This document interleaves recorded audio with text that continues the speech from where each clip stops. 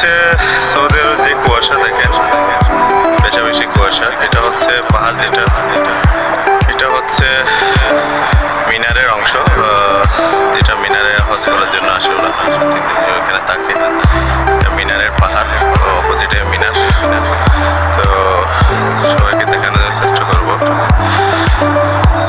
দেখেন যে কুয়াশা, এখানে আবার অনেক দিকে আবার ফাঁকা, কুয়াশা কম।